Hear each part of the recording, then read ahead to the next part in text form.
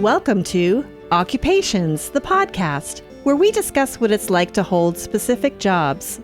Occupations is brought to you by lotsofmaps.com, where you fulfill your vintage map gifting needs.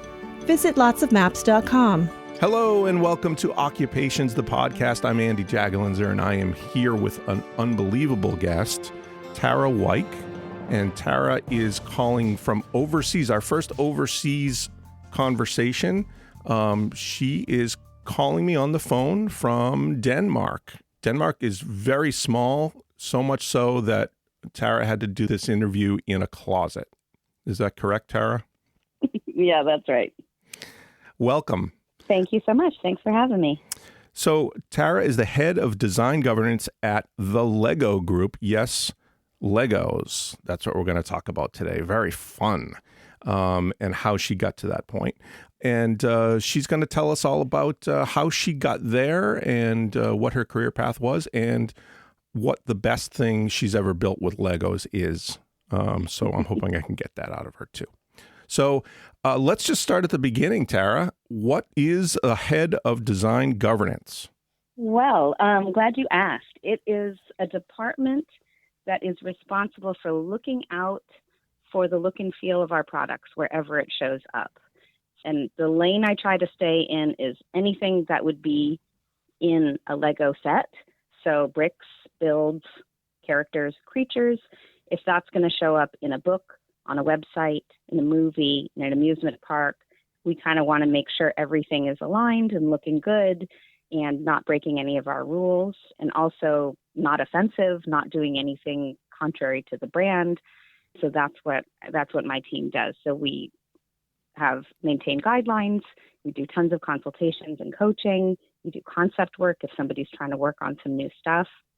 I also want to say just up front, I'll tell you everything I possibly can. I'm not going to tell you any deep, dark secrets, of course. And I need to also say whatever I say is represents me and my own experience, my own views. Don't use it as a representative of the Lego Group, the company that I work for. I'm speaking simply for myself. Of course. Fortunately, I've had a great experience there, so nothing negative really is going to come out anyway, but I feel the need to say that. So just upfront disclaimer. We have no problem with that at all. Let's figure out how you got there. Let's start at the beginning. Where did you grow up? I grew up in Framingham, Massachusetts. Ah, I know that place. You do. You know the street I grew up on. I do. Yeah. That's where I spent all of my formative years. And Nice. Then I went and studied architecture at MIT. All right. Undergraduate, and lived there for a while, and then went on to work in the field of architecture doing architectural visualizations with a very small company started by a couple of guys I met at school who were graduate students. And I actually worked with them in some capacity for 11 years, both in Charlestown, Massachusetts, and then later in Seattle, Washington, where one of the founders was from. And then I took that with me overseas when my then boyfriend, ultimately husband, Jason, was recruited by the Lego Group to work for them. So we moved over there in 2007. He got to work on a really cool project called Lego Factory, which then became Lego Design by Me, which allowed people to design their own Lego sets using some kind of CAD-like software with Lego bricks. And then in Billund, Denmark, I remember the lady would go pick all the bricks, and they would print building instructions and make a box and send you your own custom-made, self-designed Lego set. How cool. And he got to work on all like the digital front end and user experience side of that, which was kind of a dream job. So we decided to go to Denmark for 3 years, and we've been here now for 18 years. All right. Well, let's back it up. Let's back up. And Okay. That was a great encapsulation, but we want to go slower than that and find out more details. Okay. So let's do that. Sure. So back to Framingham we go. Mm-hmm. So as a kid, did you have a career in mind? Were you, I want to be an astronaut. I want to be a ballerina. Mm-hmm. Where was your mind at when you were a kid? Well, here's how it was going to go, is I was going to score a 10 on Dance Fever and then be selected as a solid gold dancer.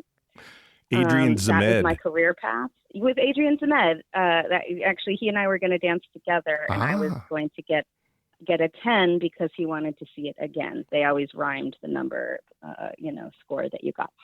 So then I was going to go on to solid gold. I was absolutely crushed when solid gold was canceled because I was like, what am I going to do now? So I had to come up with a plan B. By the way, that career's not dead. I mean, there's still a chance you could still do that, right? Because I believe he's still alive, and you can always bring back a TV show. Yeah, it's not off the table. And I do teach dance on the side, so It's not like I totally killed the dream. That is sort of I joke that that's my creative outlet. People would assume working at the Lego Group that, that job is pretty creative unto itself. But sure, I scratch my creative itch doing choreography and teaching dance. Awesome. But yeah, so aside from my dance ambitions, I was a huge math geek. I really loved math. I was a mathlete. I was in the math league, all that good stuff. And my dad was a mathematician. So I also really loved art and design. If somebody asked me, in high school what my favorite classes were, I would have said art and math. Which are two different ends of the spectrum, really, if you think about it. I don't know. They're not. They're not? No? No, there's a ton of creativity in math if it is approached the way I think it should be approached. Okay. And there's a ton of kind of math thinking that can go into maybe not necessarily fine art, but certainly design. So I think there's a ton of overlap. And I wasn't willing to let go of either one. And I thought I figured out that architecture was a combination of the two. And it sort of is, but it's really its own thing. So anybody who's on a path and thinking, hey, I like art and I like math, maybe architecture is the one for me. You should also really like architecture. Yeah. It's its own thing. Right. And I loved studying it, but it didn't take me long to figure out that I didn't want to go into that career directly.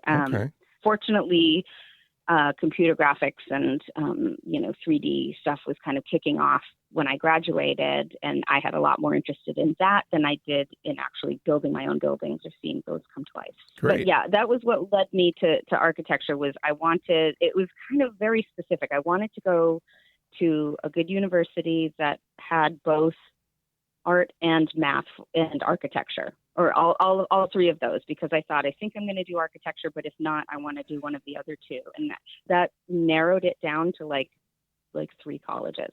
Okay. How old were you when you decided architecture versus something else? I mean, obviously you loved math and you loved art, but when did it all come together to say, okay, architecture? Probably senior year, just when it was time to start applying to colleges. Got it. And again, I kind of picked that lane thinking it was this perfect hybrid, and it's not. It is a little bit, but it isn't in the same breath. I was probably senior. I wouldn't say, again, you can hear architecture in the end wasn't exactly my passion. So it wasn't something that was driving me from the very beginning. I would say math and art. Mm-hmm. And I kind of wanted to do both in equal measure. And that I could have said probably all through high school. Yep. But it wasn't until I kind of had to pick a lane and fill out applications that I settled on architecture. What other options did you think art and math would have been for you if you had to pick another career? Honestly, with 2020 hindsight, there's tons. Design in general is such a broad term. It's so many things. I think when I applied, I applied to Cornell, MIT, Berkeley, and when reading about these schools was when I learned what engineering was. I did not know that term. I thought an engineer was somebody who drove the train. And it is. It is, by the way. And it is. I wasn't wrong. I just wasn't completely correct. And I don't think I understood what design was as a career. If I had maybe researched it a little, we didn't have the internet back then, forgive me. If I had known better, or if I had done a little better homework, I could have figured out maybe industrial design would have been something I would have been interested in, product design, graphic design. I also had a bit of a stigma around, I knew I wanted to do something artistic and creative, but I knew I didn't want to go the full art school route. Right. Number one, I didn't have that much faith in my artistic skill. Okay. But number two, I also knew that you didn't make money doing that. And I had a story in my head that I didn't want my parents to spend a bunch of money on college for a career that wasn't going to be successful or pay off. So I think I had this drive to find something that had some degree of what I guess I was considering success, or at least ability to support myself financially, which I didn't believe I could do on art alone. And I'm amazed when people can do that, but I wanted a fallback. Well, it's kind of a common theme here on Occupations. The majority of folks that are in a career these days that I've interviewed did not start anywhere near where they ended up. And it eventually adds up to something. It's having the right opportunities, but also changing your mind. You grow and everything else. And so one thing leads to another, and it usually doesn't end up where, Adrian Zemed's crying these days because you're not there, but you know, so. Is he a listener? Do we know? Oh, he's a big listener. Yes, he is. Well, that's great. Yeah, well, I want to just throw in some advice from my dad, because along those lines, he, interestingly enough, was getting his master's at MIT when I was there undergrad. So we hung out a lot. Wow, cool. We'd meet up and get Chinese food for lunch. And I had a little existential crisis, I think, about junior year, because I had done an internship in an architecture office, and I had done enough architecture studies at that point that I realized I don't care enough about buildings to be in this profession. What am I doing? I'm halfway through this degree, and I just had this huge panic that what if I get this, what if I continue with these studies and I don't actually want to go into this field? And I really thought I was going to let my parents down. I was really upset about it. And so I kind of called him and said, I need to talk to you about something serious. And so he, of course, met up with me, and I think he thought I was going to tell him I was pregnant or something, because when I told him, I was like, Daddy, I think I don't, actually I called him Eddie. I don't know why I just said that. I always called him by his first name, but I said, Eddie, I think I don't want to be an architect, but I'm studying architecture. Am I doing this wrong? What should I do?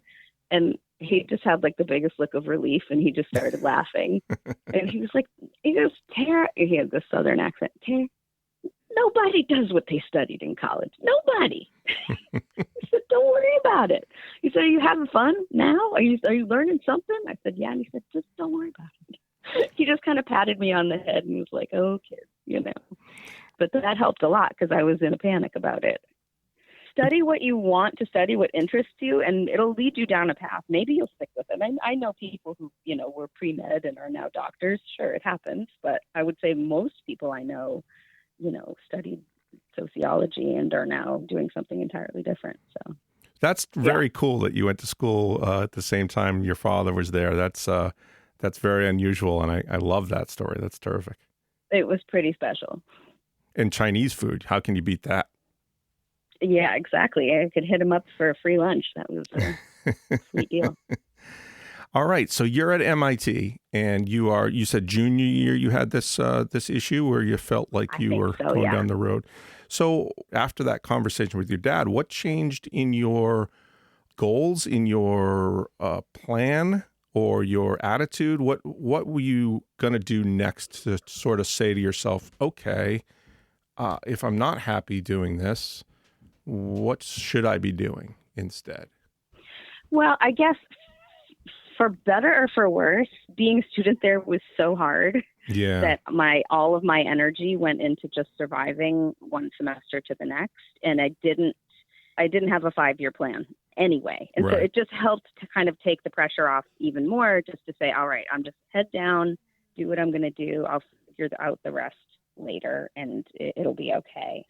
So I think it just gave me a peace of mind that I could just continue to go step by step, and that something would come along. I think I also started to get the inkling that computers were a thing that I had some proficiency at. I was the TA for a digital imagery class at the time. I remember when we got Adobe Photoshop 2.5. Mhm. And that was a big deal because we could undo like 5 times, and I think we had channels and a Wow. layer or two. I don't know. It was a big deal. Yeah. But I kind of had a feeling like, okay, I've got skills. Like, I'm coming out of here with some skills and, a good name on the resume. So something will happen. Yeah. But at that point, it was just, I just need to pass my classes and graduate. So you stuck with the architecture path. Yeah. And you completed Because that I did path. That's enjoy great. studying it. I did enjoy studying it because when you practice architecture, people take different paths, but when you practice architecture, it's a lot of grunt work, especially in the junior levels, right? You're kind of drawing bathrooms for 20 years before you get to do something cool. But when you're studying architecture, you're doing kind of all this conceptual stuff. And, so it's a fun thing to study, but I don't think it's a good representation of what your day-to-day work life is going to be. But once my dad's little pep talk gave me permission to just enjoy studying it and not worry too much about what was going to come next. It was like studying any kind of design, and design is such a broad term. It's basically just creatively solving things in new ways, right? Which is it's just fun to explore and do that. It opened me up to just kind of be in the moment with my studies and just enjoy it. Great. Do you think you still have the skill to draw the ultimate bathroom? Probably. I probably could, like, if you put me in front of AutoCAD right now, I probably could whip up a floor plan of a whatever. I would love to be. I don't know if you designed your home, but I would love to be a fly on the wall when that happens, when the bathroom gets designed. That sounds terrific. Thanks. Yeah, no, it's a skill that doesn't leave you. It's an important room in the house, so, So, all right. So you finish up MIT, and what are your thoughts at that point? Well, I was just right place, right time, because that was right when these 2 guys started a company called VisArc, and we're looking for just a production monkey. And that was right when I was coming out of school. So I was very lucky. I've had very few job interviews in my life. I think I had that one. And then I didn't really have one for Lego. I can tell that story later. What were they doing? What was the company that, what were they making? So I graduated in 97, and they had started the company around then, maybe a year ahead of that.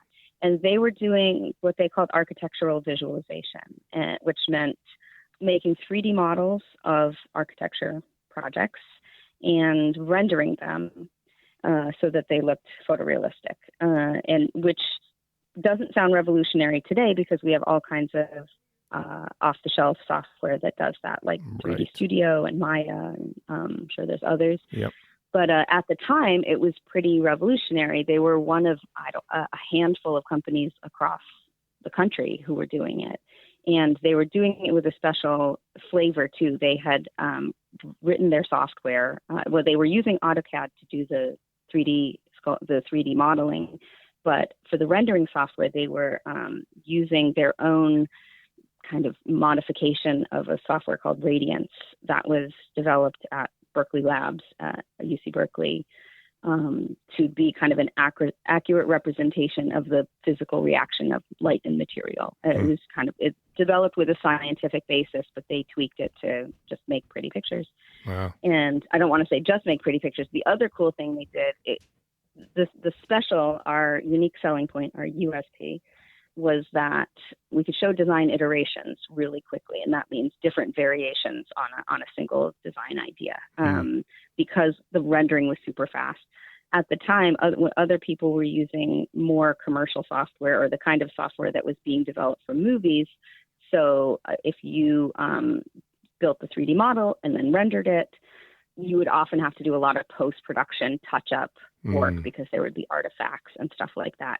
So they would have a slower turnaround time, whereas ours, because of how very beautifully they tweaked the software, they modified the software, it was kind of plug and play. You just plug in your model and tell it what time of day to simulate the sun, and it would print out this beautiful picture. Wow. And so what we could then do, and because we approached the 3D models of the architecture in a modular way.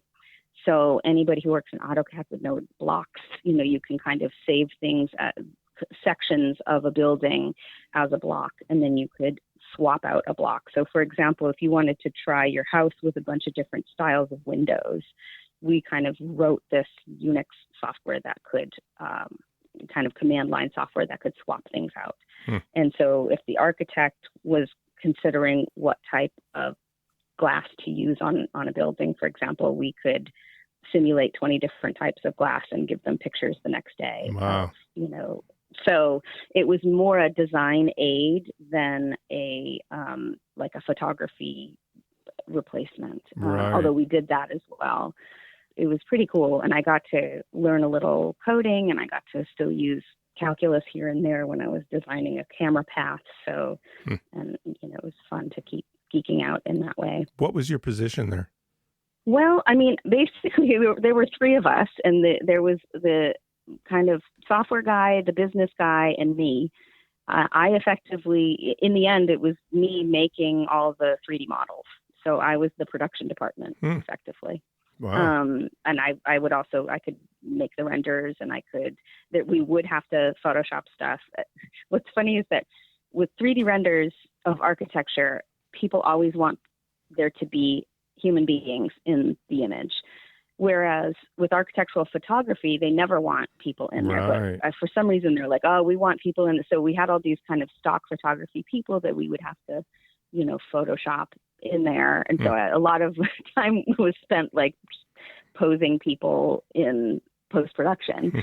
I spent most of my time in AutoCAD building 3D models, or Rhino if it was a more organic model, and then rendering in Radiance and touching up in Photoshop. But Wow. I was kind of the production department behind the scenes. We had interns from time to time, but I was the only consistent full-time employee doing that. So you weren't just a monkey. I mean, you were using a creative side too, though, right? The creativity on my part came out in deciding how to break down the model. And this becomes relevant in my career with the Lego group as well, because of the way the building system works with Lego. We would get, and this is back in the day, so a lot of times we would get physical blueprints from architects. Sometimes we would get 3D, or sometimes we would get files, but in general, we would get prints of the designs that they were working on. And my first approach would have to be, how can I break this down into modular parts? Because what parts are they going to want to change and modify? Instead of just building it kind of from a lump of clay, I would sort of build this kit of parts and then assemble the parts and Smartly. swap them out as needed. So yeah, there was some strategy behind how do I make this modular. Got it. And I loved that part. It was super, super fun. It was very mathy. Okay, sure. Yeah. But you also must have had to read into what they were doing with the project, right? Knowing that this section is most likely going to need to be changed at some point. Yeah, and depending on what phase of the project they were in, they might not have resolved all aspects of it. So we'd have to kind of fill in the blanks. Sure. Actually, some of the fun stuff was just making props. So I would get to 3D sculpt, if we were doing a laboratory, I could 3D sculpt all kinds of Bunsen burners and beakers and flasks and whatever. So I had fun doing that too. I sort of got to design furniture because I was like, they're going to need a couch in there. Let's make a couch. Let's put a bathroom in there. Mm-hmm. That's really interesting. And that obviously set you up to do all kinds of things in the future because you're using top of the line, hottest types of software. You're right in the thick of it, which is great. You're not just using some old program that's been around forever that is most likely going to die in the next couple of weeks. So you were there for, what did you say, 11 years? 11 years all told. So yeah, it was like 4 years, more or less in Charlestown, and then another 5 or 6 years in Seattle, and then another year or two from Denmark. I freelanced. Very good. So you're doing that, and you meet your husband or your future husband at that point, right? In Seattle or in Boston? We met in Boston. Okay. And what was he doing at the time?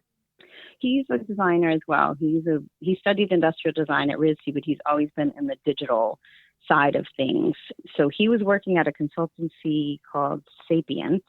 And then I dragged him out to Seattle, and he worked at Microsoft while he was there. He worked on a kid's product called Encarta, which some people might remember was kind of the encyclopedia product that they had. So he started to get more into kind of kid-focused digital products, which he had done a little bit of in his early days in Boston as well, working on digital kiosks for children's museums and stuff when he was in Boston. And I think that's what led him to the Lego Group to get involved with that Lego factory project. Great. So he gets a call someday and says, we want you in Denmark. I think we were aiming to get back on the East Coast. Okay. So we had just started to kind of look for things. I could travel with my job because I was able to freelance.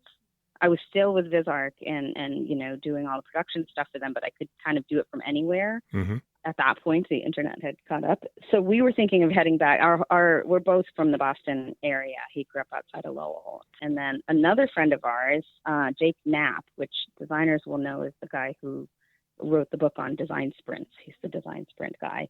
I don't expect that to mean anything to you, Andy. Nothing. Somebody will know. Absolutely nothing.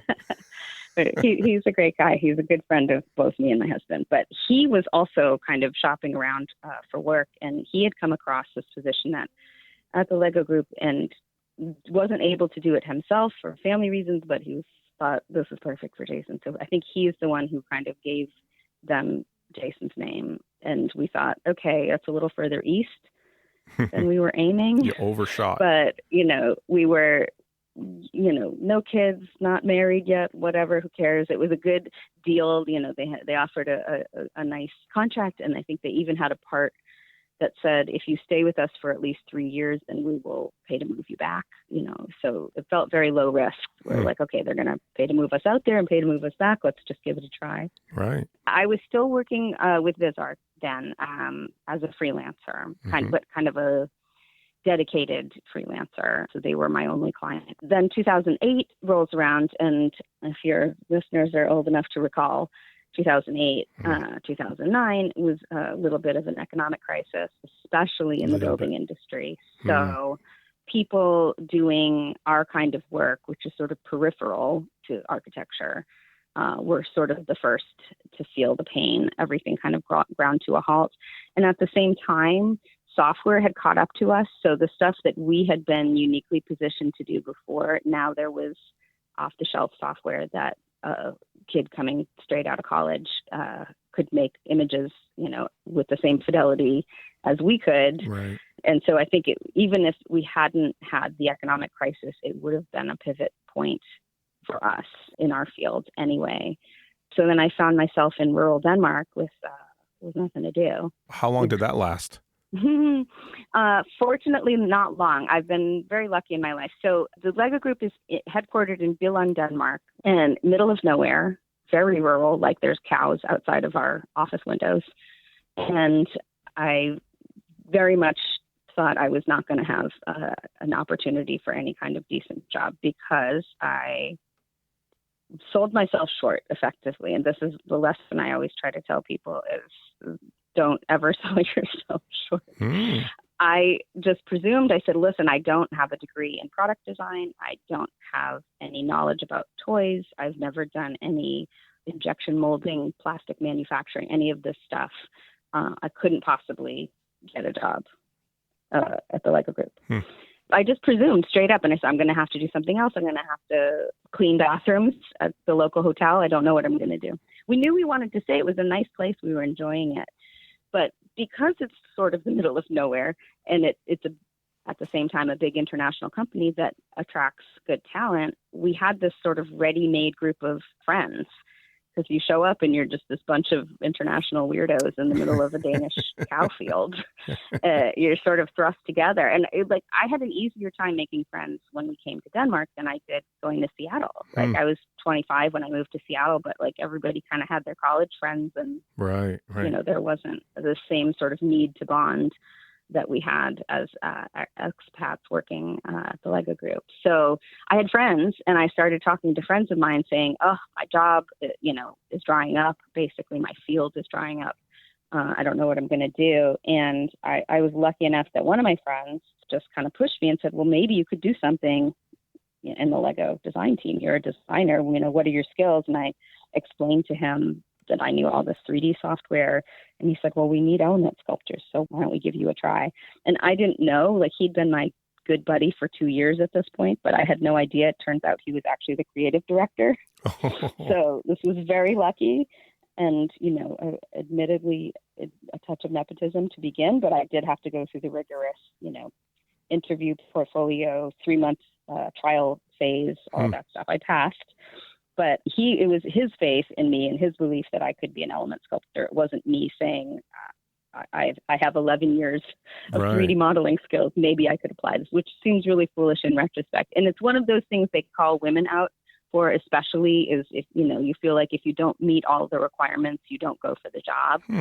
And so I think that it might have been a gendered thing too. Luckily, I had a push to go for that. And so I got a chance to start out as an element sculptor. So making the little pieces was my first, my foot in the door. So now you've got a Lego family, you and your husband, and you're not made of bricks. So not that kind of Lego family, but that's good. So it's kind of a team approach. You were probably on a different plane than your husband was, but at the same time, still connected in many ways, I assume, as far as business goes. Yeah, he was in a different department, and I think that has stayed that way. He's in the digital area, and I'm in the old school, like, we make the toys part, and I think that's probably for the best. I think I'd drive him crazy if we were in meetings together, or he gets enough direction from me at home. He doesn't need to hear it at work. Although it has come up a little bit now, the position that I'm in, he's had to get things approved by me a few times, and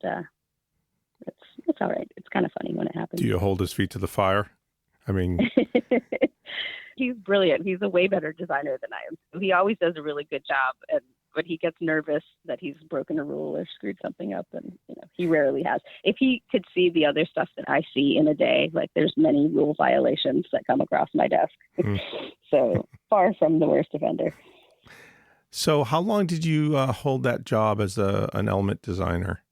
There's a lot of kind of transitional overlapping in my career at the Lego Group. So I started in 2009 strictly as an element sculptor, but pretty quickly became what's called creative lead of the product line that I was working on, which was called minifigures. And it's these little collectible figures that you get in a surprise bag, so you don't know which one you get.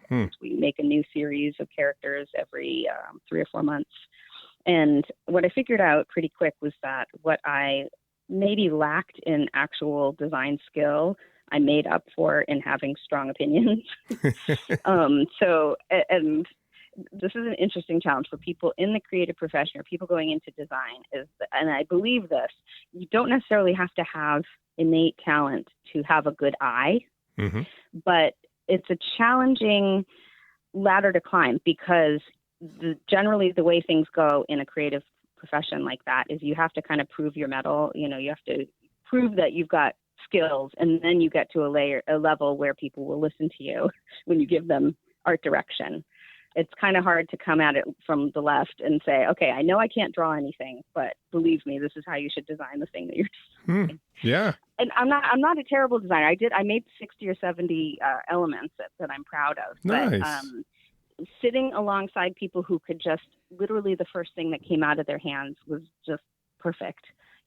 I design by brute force. I make like the ugly thing, and then I figure out why it's ugly, and I try to make it less ugly, over and over and over until I have something that's acceptable, right?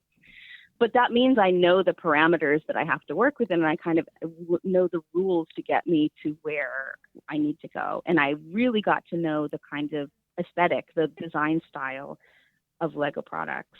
And I'm opinionated and I'm loud, and I had no problem telling people what I thought things should look like in a friendly way.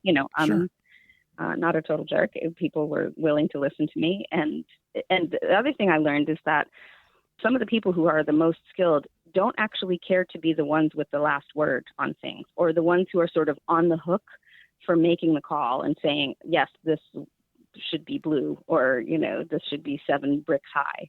They're like, you tell me and I'll make it. And it took me a while to realize that actually me telling them was kind of taking a burden off of their back. I'm taking the responsibility of making the decision. I always presumed, well, wouldn't everybody want to make the final call or be the art director? And Right. it's not necessarily the case. And so that was a good thing to kind of figure out along the way, because I was like, okay, it's not that I'm stealing somebody's role. I'm actually helping them out by giving them direction on this thing. And then if it turns out somebody else thinks it's hideous or the consumers think it's terrible, then I'm on the hook for it. They're not on the hook for it.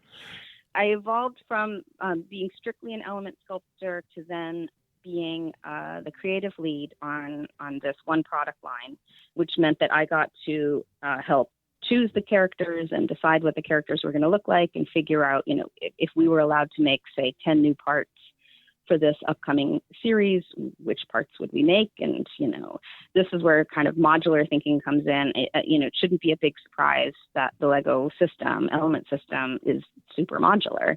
And even when you're making the more kind of organic accessory detail elements like I was, wigs and guitars and roller skates and all these things, you still have to apply this kind of modular thinking to it, because if you have an opportunity to make something that could also be something else, then you should. That's the sort of ethos of our building system, is kind of reusability and clever reusability wherever we can. So it was really fun to, I think a good example is like we had a costume that goes onto a minifigure that's like maybe it was a slice of pizza, but okay, let's make it so that it can also be a slice of watermelon or a slice of cake or a slice of whatever. And how is the best way to design that? So just kind of planning for the future, which was exactly the way I used to approach architectural models. So it's that kind of thinking, that sort of system thinking, we call it. That's one of my favorite aspects of the job, right. Is figuring out how to nail that and how to get that right. But so I was sculpting elements, still creative lead for this line, and also at the same time I helped the fellow who hired me, Matthew Ashton, who is our VP now of design, and helped him make a guideline because on minifigure design, because everyone across the company was making different styles. We wanted to have it all aligned because the things that were coming out in the world, the video games, the movies, the comic books, were completely misaligned because what we were making in product was misaligned. So it was a little bit of a, let's get our own house in order and then we can go out and tell everybody how they should do it. Right. And so I helped him write this guideline, which was super helpful for me because I didn't go in knowing a ton about Lego products, Lego characters or bricks or anything like that. I hadn't played with it since I was a little kid. And a lot of people I work with, when I started, it was 100 people on the design team. It's now over 700. By some measures, we have the largest design team in the world because we do all of our design in-house because of how proprietary and secretive and how long the timeline is if you have to develop bricks that are being produced identically in several factories around the world. But a lot of those 100 people when I started and a lot of the 700 people I work with now are huge, huge Lego fans. So they come in knowing backwards and forwards all the parts, all the sets, all the characters, everything we've made. And I didn't. And in some ways that's an advantage because I don't have this sort of personal investment in some of it. But it was a disadvantage because I needed to learn from scratch. And there's no better way to learn than writing a guideline. It's kind of like how they say, if you want to learn something, teach it. Right. You have to get it all under your skin and you have to filter it down into a language everybody can understand.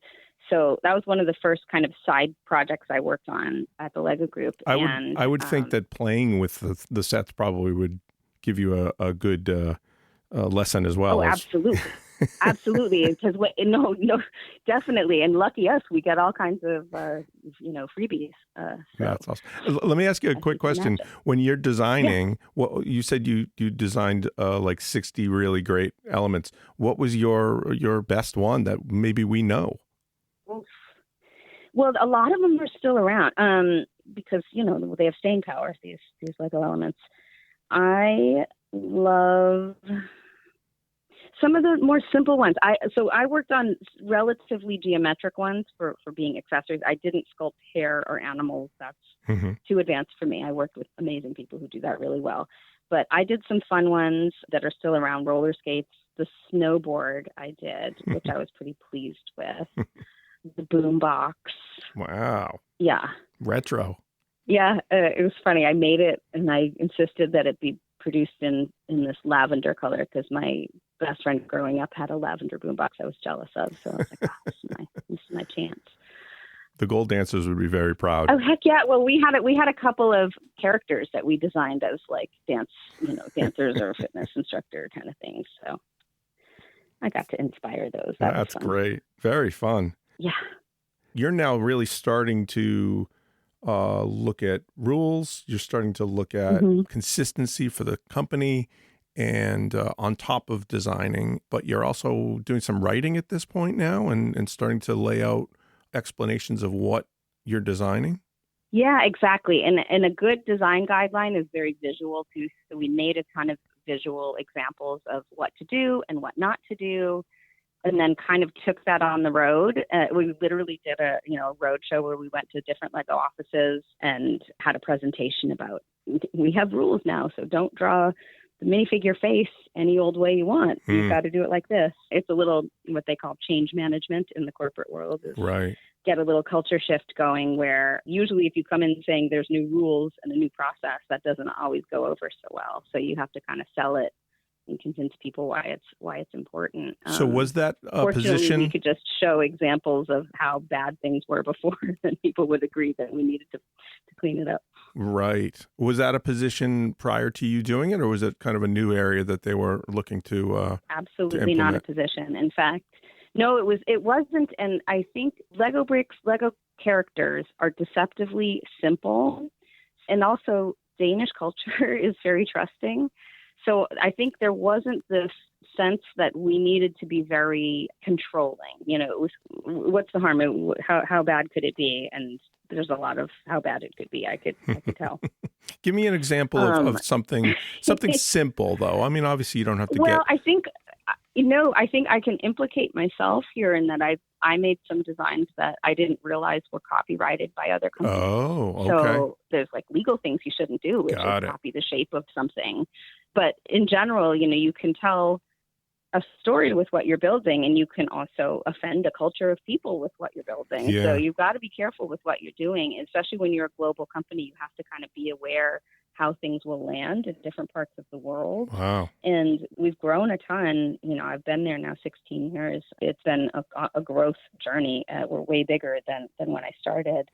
And we have a little bit more kind of global awareness and presence. But I think back then it was just a burgeoning thing. And we've had forms of different types of compliance, of course, all along. There's like people making sure that we're adhering to all the government regulations and all the product safety standards and all of that stuff. That's top of our values, is to make sure that everything we put out there is super, super, super safe. Sure. But nobody really was looking out for our look and feel. In fact, it wasn't until 4 years ago that I got to start this design governance department. So I'm the first and only head of design governance. And did someone tap you for that and said, you know what, Tara would be the perfect person to do this? Yeah, my boss, Tina, who's been a huge supporter of me all along, totally sees the value of this work. We had kind of a reorg around that time, and she's like, now can we finally get a department to do this? Right. Yeah, that was very lucky. But I've been kind of doing it on the side all along. Got it. I don't want to just make it sound like I'm just going out there inflicting my views for no good reason. I felt this kind of responsibility on behalf of the brand to just make sure we weren't doing ugly things or offensive things. Sure. And I would kind of feel like a personal, like I had failed if I would see something go out there that didn't represent the brand well. And so it was a little bit of a mission that I had just to kind of get our act together. So it's not just pleasing the lawyers, it's also having some pride in the brand and making sure that it's received well, but also to make sure that it's something that pleases you as well, correct?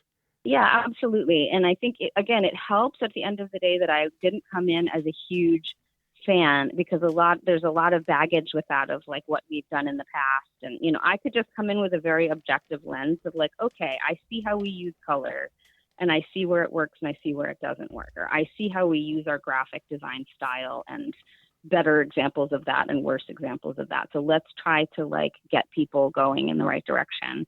And one of the ways that I got it to work was I never just said no to something, because I realized for a long time I didn't really have the mandate to be going and telling people what to do, but I Right. was anyway, just because I Okay. felt this personal mission. So I would be going to other departments, say they're making a book, and the way they've illustrated the bricks and the characters isn't aligned with our vision from the product design side of how it should be done. Rather than just go and say, you've done it wrong, you can't publish that book, nobody's going to want to work with me if that's what I do, right? Right, So right. instead, what I'm coming and doing is saying, hey, this isn't really working, let's try this. And I give them alternatives, and I sit down and sketch and design with them. And that's the fun part too. Like, I still get to do a ton of design in my daily work because of our motto, basically, of we never just say no, we're going to help you get to the right answer. Nice. I made friends, or I made at least acquaintances across the company who knew that if they could, if they reached out to me, I would help them solve their problem. Great. You're not a But brick that gets to wall. be a lot of Yeah. work for one person. Yeah, exactly. Yeah. Oh, I imagine. So you have a team of people now. How big is the I do. department? So there's 6 of us, and hoping to continue to grow. Nice.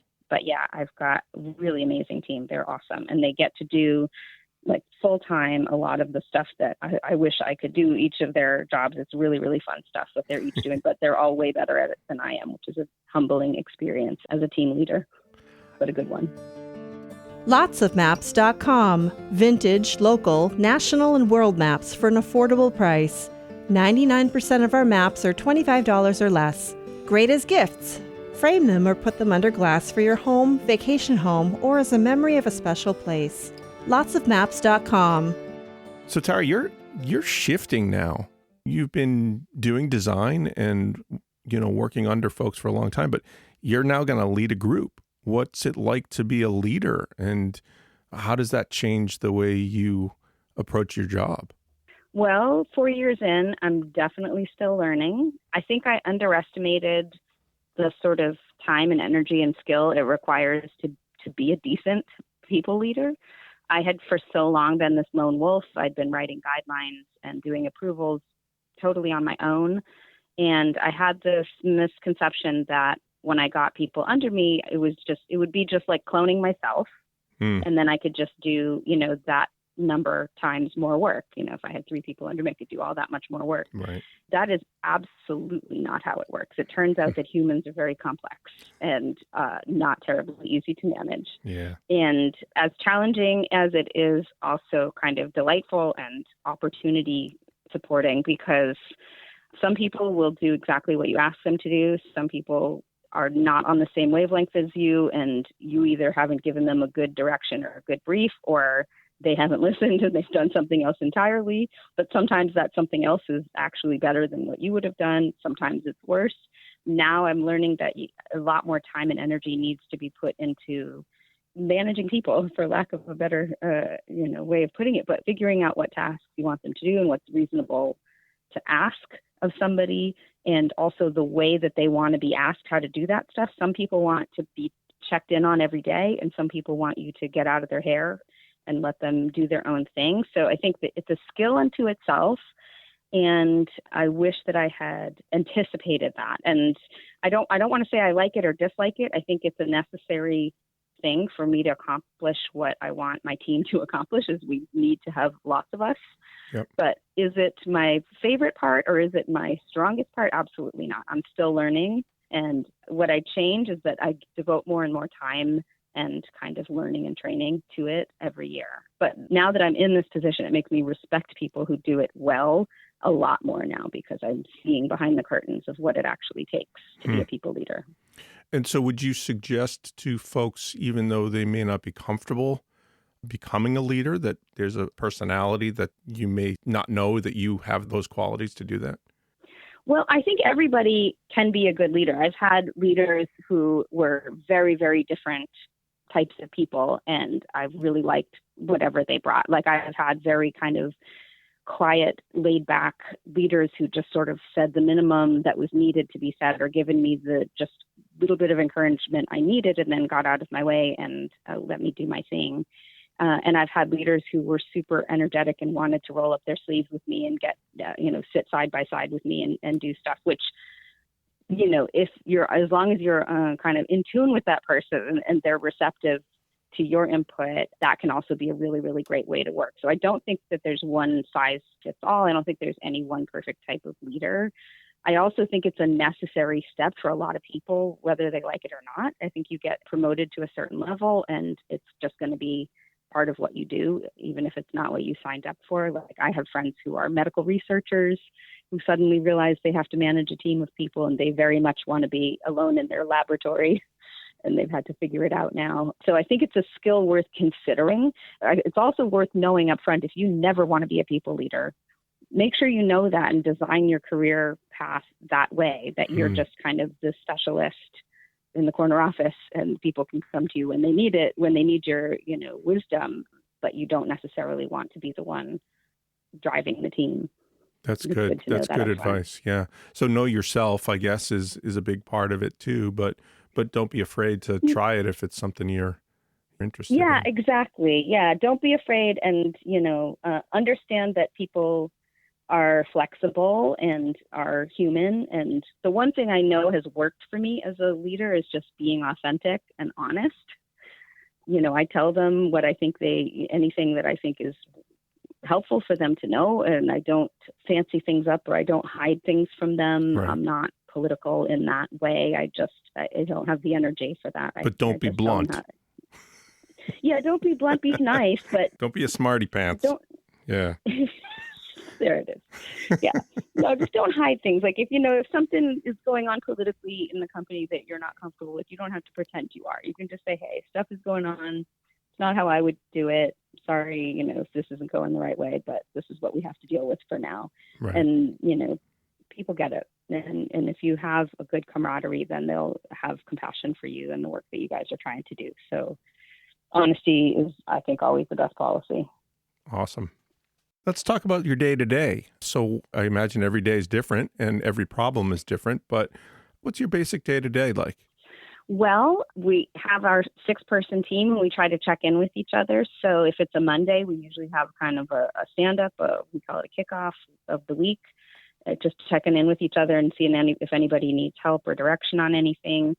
Most of the members of my team have both kind of firefighting work, I call it, so urgent things that come in where somebody catches something at the last minute and says, oh no, we think we, designed this wrong, or we might be violating a trademark, or, what are we going to do? But can we put this on the box? Oh no. And then we have to jump up and figure out how to solve it. And at the same time, we're trying to make more and more documents to help people not have these problems in the first place. Sure. So we have deep work where we're writing guidelines and making different kind of onboardings and instructional trainings and that sort of a thing. So I try to divide it day by day. So I'll either have like a firefighting day or a deep work day. Mm-hmm. It doesn't always work that way because the fires tend to take precedence, and sometimes fires happen when you haven't planned. And fires spread too, right? Yeah, and they spread.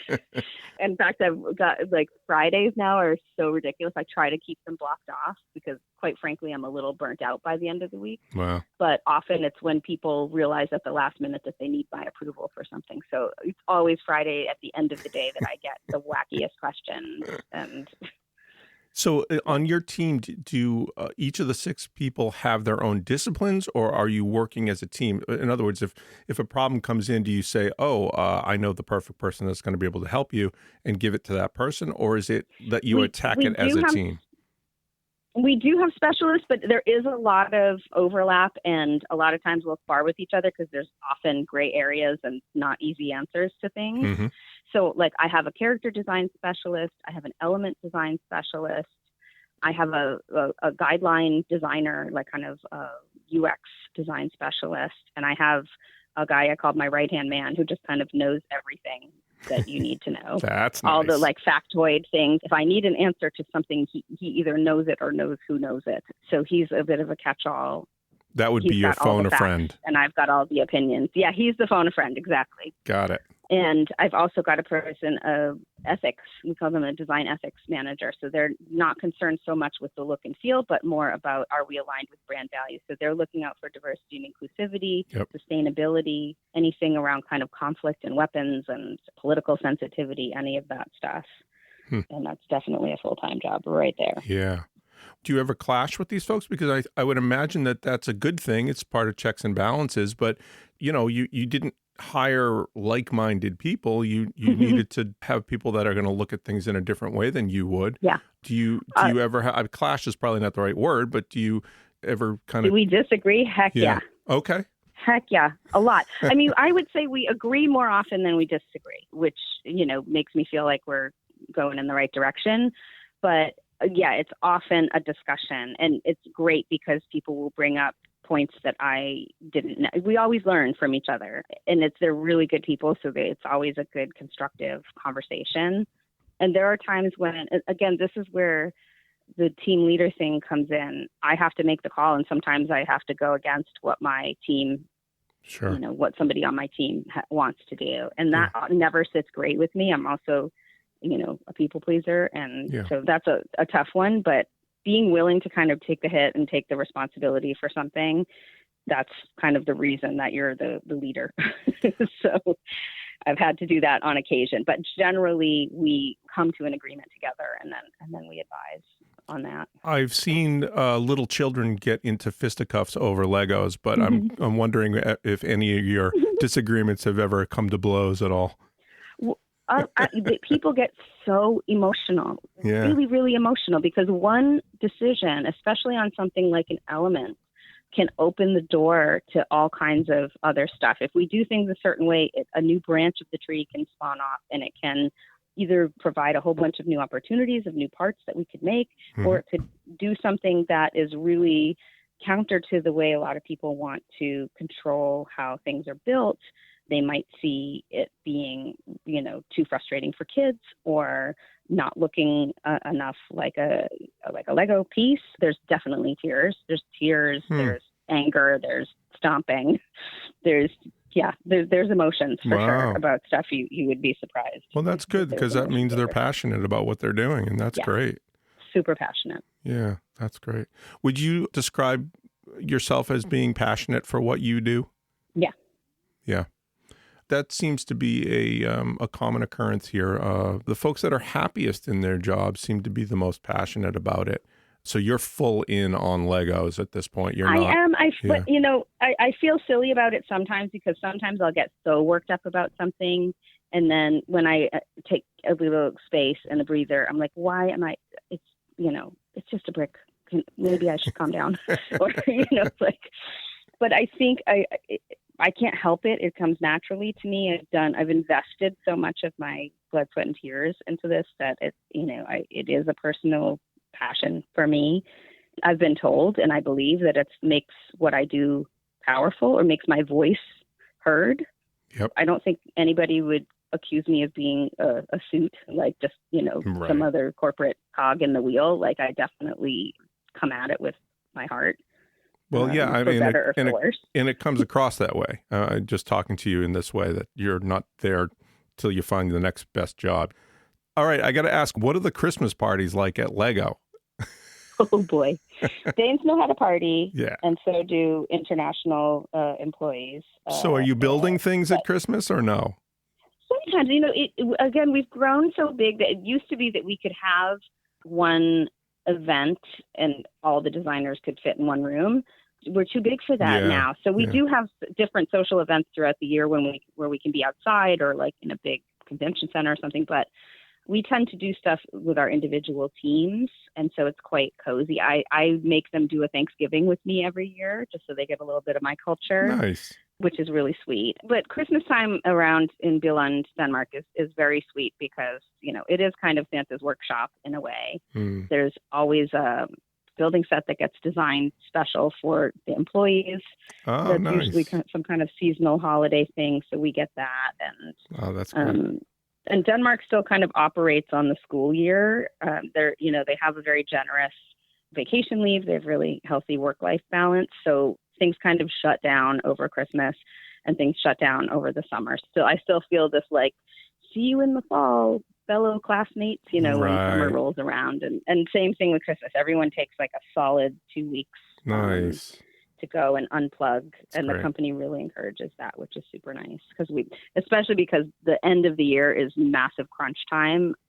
There's no like government holidays or anything in the second half of the year. And so it's just nonstop, go till you drop from August until mid-December. And then you're definitely ready to break for winter. Clearly that's the, as much as birthday presents are probably big, but clearly the It's holidays. a big season for us. Yeah, big seasons, that's for sure. So Tara, tell me a little bit about advice for other folks that may have kind of come from where you were at, where you weren't 100% sure what you were going after when you entered college, but at some point you sort of changed paths. And if it was design or if it was architecture, what would you have any advice for folks like that? Well, sure. I think I can double down on what my dad said, which is it's okay if your degree isn't exactly what you end up doing the following year or 10 years or 20 years later. If I could go back, I think there's more opportunities now in design in general. And I think if I had known about that, or if I had sort of looked into what the field of design was, then it would have been apparent to me that that's really what I was going for. So I would think anybody who has this sort of general desire to have aesthetic, artistic angle, but also a problem-solving angle, then I would encourage you to look into just other fields of design that might appeal. And even if that puts you in a lane like architecture or industrial design, you don't have to stay in that lane, and often people don't. But just learning the basics of design theory, how that makes you look at the world and problems out in the world is super, super valuable. And I think always having that kind of zoom out of what am I learning and how is this cool in a general sense, then you won't be so worried about, am I actually going to apply this specific skill in however many years' time? And the other thing I would say is if there is a profession you're curious about, it's like me, I'm curious, do I want to actually be an architect? Try to get an internship. I'm speaking kind of primarily to college students here, but try to get some experience literally working in that industry, because what you're going to study is going to be a lot of the cool stuff about that industry, and it's going to be a lot of the theory and the kind of philosophy behind that industry, but it's not going to be what your day-to-day is really going to look like. And I think you can't really know that until you actually go immerse yourself in it and experience it. So I would strongly encourage, if you're curious about any profession, if you can get a chance to go even spend a couple of weeks tailing somebody around, or, making coffee and just hanging out and seeing what's happening in this space. Right. I would strongly encourage doing that. Good advice. Good advice. And what about folks that are specifically looking for a job similar to yours, where it might be heading up governance? I mean, there's companies that do this all the time. Yours happens to be design, but maybe it's not. Maybe it's more of a legal governance, and maybe you need a law degree to do that kind of stuff. But anything more specific to what you're doing? Anybody kind of selling or making or buying or doing any of this stuff has to comply with certain rules, and it would help if you're going to do legal compliance. Of course, it helps to have a law degree, but whatever you're governing or trying to quality control, it helps to be the subject matter expert in the room. That'll give people confidence in the calls that you make. It's not something you can kind of go directly into. Right. It's something you have to sort of earn your stripes first. But if it's a direction you want to go, I think learning everything you can, so just getting stuff under your skin and being out there and not being afraid to present yourself as the expert in the room on something. Don't be worried that comes across as ego, because somebody wants somebody to be on the hook for things. And if you're willing to do that, that's a value that you're bringing to the company, is to say, I'm going to be the one who is going to take these risky decisions. And it's not always going to be correct, but as long as you're correct more often than you're not, then you're going in the right direction. But again, be the subject matter expert, know your topic inside and out, and don't be shy about that. Share that. Let the world know that you are the guru on this particular topic. And I think, again, the approach where it's not just saying no, where you are giving guidance that helps people come out with a direction they can use. So they come in with a problem, they're trying to solve it. They can't solve it the way they originally wanted to, but you've helped them find another way to solve it, and everybody feels good in the end. So it's a win-win. So you're always kind of going for those win-wins. Right. I think people who approach the governance or compliance role as a gatekeeper or as the police, or in Danish, they have this expression, they call people a desk pope, where people who take whatever little power they have and just relish it and kind of inflict it painfully on others.